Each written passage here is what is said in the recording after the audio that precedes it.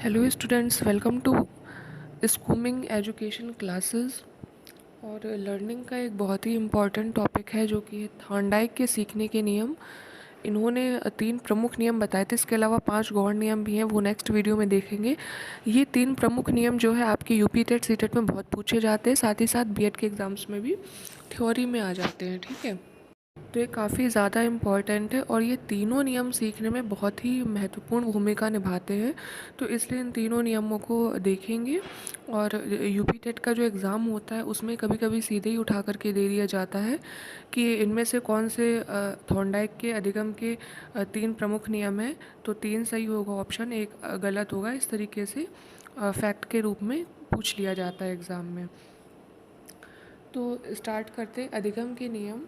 Thorndike ने सीखने के जो प्रमुख नियम बताए हैं, 3 नियम हैं, ये प्रमुख नियम है, याद रखने हैं। ठीक है, 5 गौण नियम है और ये 3 जो है प्रमुख नियम है। गौण मतलब सेकेंडरी होता है। तो प्रमुख नियम 3 हैं। अभ्यास का नियम यानी कि लॉ ऑफ एक्सरसाइज। ठीक है, इस नियम को 2 भागों में बांटा गया है, या कह सकते हैं 2 उपनियमों में बांटा गया है, लॉ ऑफ यूज़ और लॉ ऑफ डिसयूज़। ठीक है, यानी उपयोग और अनुपयोग का नियम। ठीक, इसके नियम के मैं आपको ये बता दूं, अगर आप लिखना चाहते हो तो आप लिख सकते हैं यहाँ से थ्योरी में।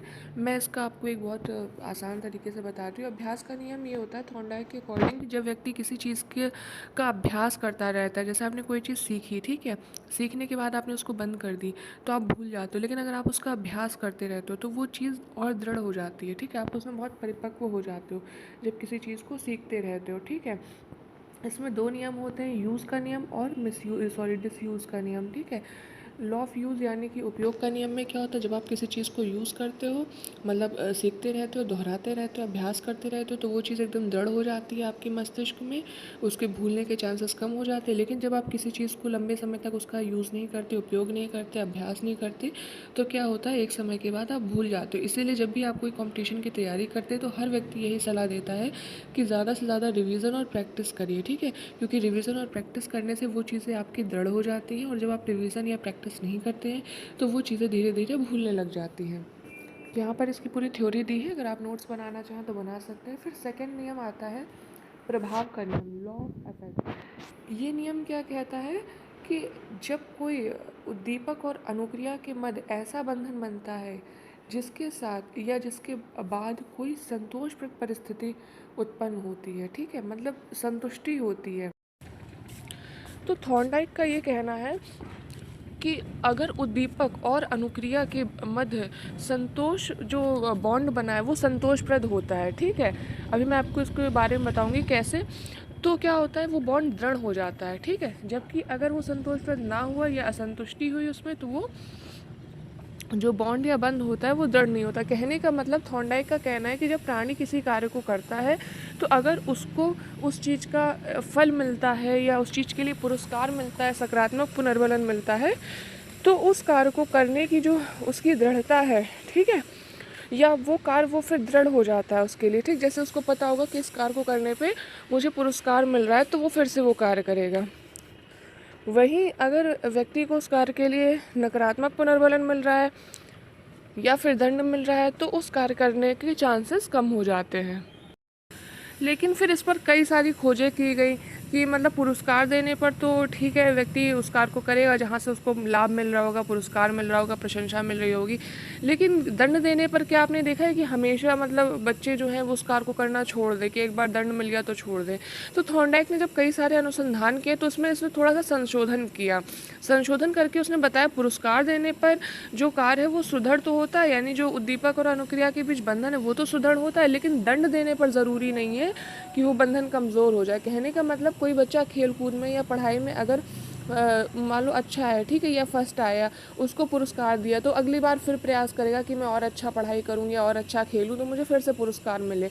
तो ये चीज़ तो पॉसिबल है। लेकिन कोई बच्चा अगर पढ़ाई में या किसी पर्टिकुलर खेल में कमज़ोर है, उसको दंड दिया जाए तो ये ज़रूरी नहीं है कि वो उसमें सुधार करे। हो सकता है कि वो और डर जाए, हो सकता है कि वो और उस चीज़ को अच्छे से ना कर पाए, हो सकता है उसके मन में भय की स्थिति उत्पन्न हो जाए। तो ये संशोधन इन्होंने बाद में किया। इसी को क्या कहते हैं, प्रभाव का नियम, या संक्षेपण या संक्षेपित प्रभाव नियम भी इसको कहा जाता है। तत्परता का नियम ये लास्ट में दिया, मैं भी इसका एक सीक्वेंस बताऊंगी। कई बार ऐसा होता है एग्जाम में सीक्वेंस पूछ लिया जाता है, तो यहाँ पर जो सीक्वेंस है वो पता नहीं इस बुक में मिसप्रिंट के द्वारा है या शायद नॉर्मली दे दिया गया हो, लेकिन एग्जाम में सीक्वेंस पूछा जाता है तो आप सीक्वेंस लिखेंगे। सीक्वेंस नहीं पूछा जा रहा है देन इट्स ओके, लेकिन अगर आप सीक्वेंस से कोई चीज़ याद करते हैं तो ज़्यादा अच्छा रहता है। ठीक है, पहले तत्परता का नियम बता दूँ, फिर मैं बता दूँ पहले नंबर पर कौन सा है, दूसरे पे कौन सा और तीसरे पे कौन सा है। तो तत्परता का नियम आ जाता है, इसके अनुसार मतलब जो थॉर्नडाइक का क्या कहना है कि जब कोई व्यक्ति तत्पर होता है किसी कार्य को करने के लिए, ठीक, तो वो उस कार्य को जल्दी सीखता है। जैसे कोई दो बच्चे हैं, एक बच्चा है जिसको मतलब फुटबॉल खेलना सीखना ही सीखना है, बहुत तत्पर है, बहुत उतावला है उस चीज़ को सीखने के लिए, ठीक है, उसका बहुत इंटरेस्ट है। एक बच्चा ऐसा है कि जस्ट नॉर्मल। तो जो व्यक्ति तत्पर है वो ज़्यादा अच्छे से सीख पाता है, कहने का, और जल्दी सीख पाता है। क्यों? क्योंकि उसके अंदर तत्परता है। तो ये कुछ नियम है, बाकी थ्योरी आप यहाँ से लिख सकते हैं। अच्छा, मैं एक चीज़ बता दूं, जो थॉर्नडाइक ने नियम दिए हैं सीखने के, सबसे पहले आती है, अगर सीखने के एक सीक्वेंस की बात की जाए तो सबसे पहला नियम आता है तत्परता का नियम। ठीक, तत्परता यानी कोई व्यक्ति पहले किसी चीज़ को सीखने के लिए तत्पर होता है। ठीक, तत्पर हो गया, फिर उसने वो चीज़ सीखी, सीखने के दौरान उसने उस चीज़ का अभ्यास किया या फिर नहीं किया, यानी कि लॉ ऑफ यूज़ हुआ या फिर लॉ ऑफ डिसयूज़ हुआ। ठीक है, अभ्यास अगर किया तो वो चीज़ उसकी सुदृढ़ हो गई, वो उस चीज़ को जो है याद उसके माइंड में फीड हो गई, और अगर उस चीज़ का अभ्यास नहीं किया तो वो उसके दिमाग से निकल गई। ठीक, तो उसके बाद अभ्यास करने, उसके बाद अगर उसने सही चीज़ सीखी है, अच्छी चीज़ सीखी, अच्छा कार्य किया है, तो उसको जो है उसका प्रभाव मिला, यानी कि उसको पुनर्बलन मिला है पुरस्कार के रूप में, या फिर उसको अगर उसने उस चीज़ को नहीं सीख पाया या कुछ, तो उसको नकारात्मक पुनर्बलन या दंड मिला। तो सबसे पहले व्यक्ति तत्पर हुआ, फिर उसने अभ्यास किया, फिर उसके बाद उसका प्रभाव पड़ा। ठीक है, तो ये हो गए हैं थॉर्नडाइक के 3 प्रमुख नियम, जो कि बहुत ज़्यादा इम्पोर्टेंट है, जो पूछे जाते हैं। ठीक, इसके बाद 5 गौर नियम रह गए, जो कि नेक्स्ट वीडियो में कराऊंगी मैं आप लोगों को। इसके अलावा आपके जो भी कमेंट हो, जो भी चीज़ें पूछनी हो, आप पूछ सकते हैं। Thanks for watching.